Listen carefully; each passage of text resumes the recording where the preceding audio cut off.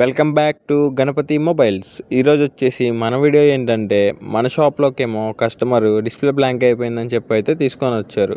మనమైతే ఎలా చేసామో, అసలు దేనివల్ల వచ్చిందా బ్లాంక్ అనేది చెప్తాను, క్లారిటీగా వినండి. ఆ డిస్ప్లే బ్లాంక్ అనేది మొబైల్ అప్డేట్ చేసినప్పుడు కానీ, లేదు అంటే కనుక మొబైల్ రీస్టార్ట్ అయినప్పుడు కానీ వస్తూ ఉంటాయి కంప్లైంట్స్.